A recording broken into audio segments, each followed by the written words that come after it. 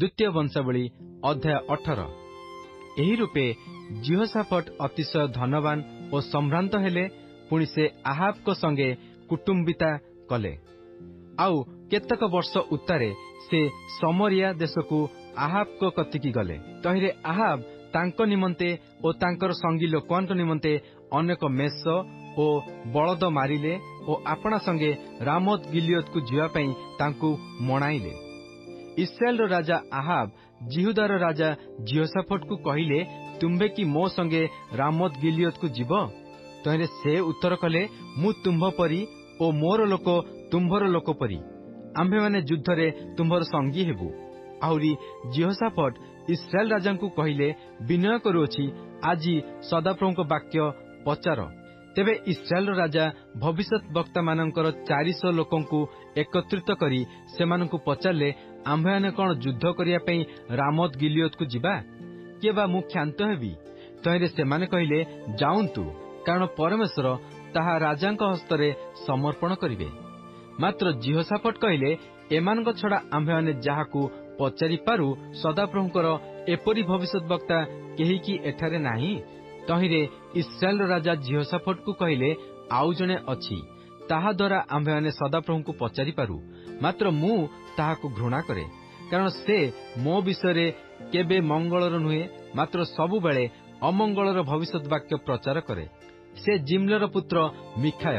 तहिरे जिहोशाफाट कहिले, राजा एपरि न कहंतु। सेतबेले इस्राएल राजा एक अध्यक्ष को डाकी कहिले, जिम्लर पुत्र मिखाय को शीघ्र आण। एथि मध्यरे इस्राएल राजा और जिहुदार राजा जिहोशाफाट आपना आपना राजवस्त्र पिंधि आपना आपना सिंहासन रे बसिथिले। सेमाने समरियार द्वार प्रवेश स्थान निकटस्थ मेलारे बसिथिले। आउ समस्त भविष्यत वक्ता सेमानक सम्मुखरे भविष्यत वाक्य प्रचार करुथिले। आउ कनानार पुत्र सिदिकिय लोहमय श्रृंगमान निर्माण करी कहिला, सदाप्रभु एही कथा कहंती, एत द्वारा आपण अराम्य मानकु संहार करिया पर्यंत भूसी पकाइबे। तहिरे सबु भविष्यत वक्ता तद्रूप भविष्यत वाक्य प्रचार करी कहिले, रामोत गिलियोत को जाउंतु और कृतकार्य हेउंतु, कारण सदाप्रभु ताहा महाराजांक हस्तरे समर्पण करिवे।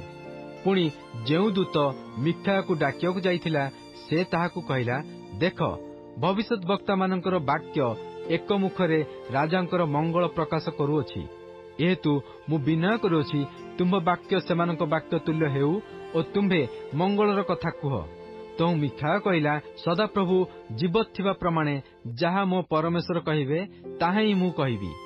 ए उतारे मिखाय राजांक निकट को आसन्ते राजा ताहाकु कहिले, मिखाय, आम्भे माने युद्ध करिया पई रामोत गिलियोत को जीवा किए बा मु क्षांत हेबी?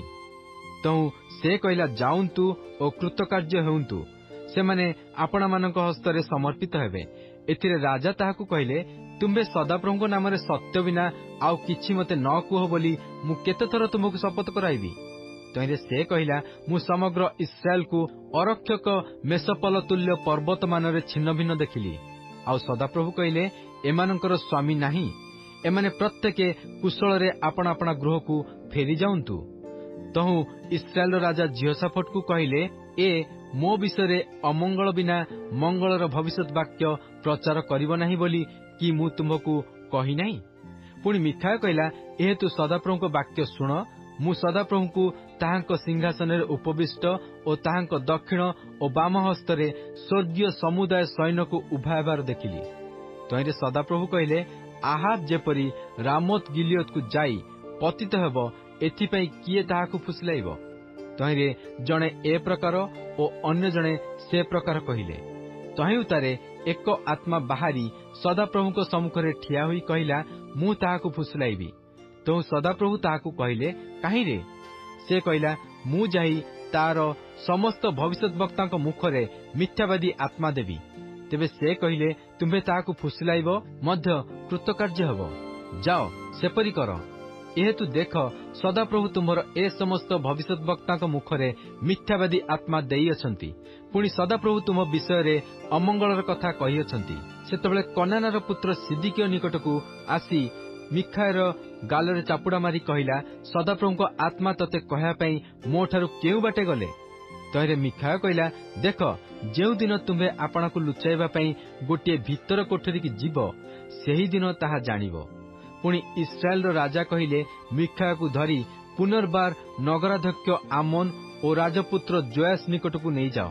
ପୁଣି କୁହ, ରାଜା ଏହି କଥା କହନ୍ତି, ଏଇଟାକୁ କାରାଗାରରେ ରଖ ଓ ମୁଁ କୁଶଳରେ ଫେରିଆସିବା ପର୍ଯ୍ୟନ୍ତ ତାହାକୁ ଦୁଃଖରୂପ ଅନ୍ନ ଓ ଦୁଃଖରୂପ ଜଳ ଖୁଆଅ। ତହିଁରେ ମିଖାୟ କହିଲା, ଯେବେ ତୁମ୍ଭେ କୌଣସି ରୂପେ କୁଶଳରେ ଫେରିଆସ, ତେବେ ସଦାପ୍ରଭୁ ମୋ ଦ୍ୱାରା କହିନାହାନ୍ତି। ଆହୁରି ସେ କହିଲା, ହେ ଲୋକମାନେ, ତୁମ୍ଭେ ସମସ୍ତେ ଶୁଣ। ଅନନ୍ତର ଇସ୍ରାଏଲର ରାଜା ଓ ଜିହୁଦାର ଜିହୋଶାଫଟ ରାଜା ରାମୋତ ଗିଲିୟୋତକୁ ଗଲେ। ପୁଣି ଇସ୍ରାଏଲର ରାଜା ଜିହୋଶାଫଟକୁ କହିଲେ, ମୁଁ ଛଦ୍ମବେଶ ଧରି ଯୁଦ୍ଧକୁ ଯିବି, ମାତ୍ର ତୁମ୍ଭେ ଆପଣା ରାଜବସ୍ତ୍ର ପିନ୍ଧ। ତେଣୁ ଇସ୍ରାଏଲର ରାଜା ଛଦ୍ମବେଶ ଧରିଲେ ଓ ସେମାନେ ଯୁଦ୍ଧକୁ ଗଲେ। ମାତ୍ର ଅରାମର ରାଜା ଆପଣାର ରଥାଧ୍ୟକ୍ଷମାନଙ୍କୁ ଆଜ୍ଞା କରି କହିଥିଲା, ତୁମେମାନେ କେବଳ ଇସ୍ରାଏଲର ରାଜା ଛଡ଼ା ସାନ କି ବଡ଼ କାହା ସଙ୍ଗେ ଯୁଦ୍ଧ ନ କର। ଏଣୁ ରଥାଧ୍ୟକ୍ଷମାନେ ଜିହୋଶାଫଟକୁ ଦେଖି କହିଲେ, ଏ ଇସ୍ରାଏଲର ରାଜା। ତେଣୁ ସେମାନେ ତାଙ୍କ ସଙ୍ଗେ ଯୁଦ୍ଧ କରିବା ପାଇଁ ତାଙ୍କ ଆଡ଼କୁ ଫେରିଲେ। ମାତ୍ର ଜିହୋଶାଫଟ ଡାକ ପକାଇଲେ ଓ ସଦାପ୍ରଭୁ ତାଙ୍କର ସାହାଯ୍ୟ କଲେ, ଆଉ ପରମେଶ୍ୱର ସେମାନଙ୍କୁ ତାଙ୍କ ନିକଟରୁ ଫେରିଯିବା ପାଇଁ ପ୍ରବର୍ତ୍ତାଇଲେ। ତେଣୁ ସେ ଇସ୍ରାଏଲର ରାଜା ନୁହନ୍ତି ବୋଲି ରଥାଧ୍ୟକ୍ଷମାନେ ଦେଖି ତାଙ୍କୁ ଗୋଡ଼ାଇବାରୁ କ୍ଷାନ୍ତ ହେଲେ। ଏପରି ସମୟରେ ଜଣେ ସନ୍ଧାନ ବିନା ଧନୁର୍ଗୁଣ ଟାଣି ସାଞ୍ଜୁଆର ଯୋଡ଼ ମଧ୍ୟରେ ଇସ୍ରାଏଲ ରାଜାଙ୍କୁ ଆଘାତ କଲା। ତେଣୁ ସେ ଆପଣା ସାରଥୀକି କହିଲେ, ତୁମ୍ଭେ ଆପଣା ହାତ ଫେରାଇ ସୈନ୍ୟ ମଧ୍ୟରୁ ମୋତେ ନେଇଯାଅ, କାରଣ ମୁଁ ଅତିଶୟ ଆଘାତ ପାଇଲି। ସେହିଦିନ ଯୁଦ୍ଧ ପ୍ରବଳ ହେଲା, ତଥାପି ଇସ୍ରାଏଲର ରାଜା ଆପଣା ରଥରେ ସନ୍ଧ୍ୟା ପର୍ଯ୍ୟନ୍ତ ଅରାମୀୟମାନଙ୍କ ସମ୍ମୁଖରେ ଆପଣଙ୍କୁ ଠିଆ କରି ରଖିଲେ। ପୁଣି ପ୍ରାୟ ସୂର୍ଯ୍ୟାସ୍ତ ସମୟରେ ସେ ମଲେ।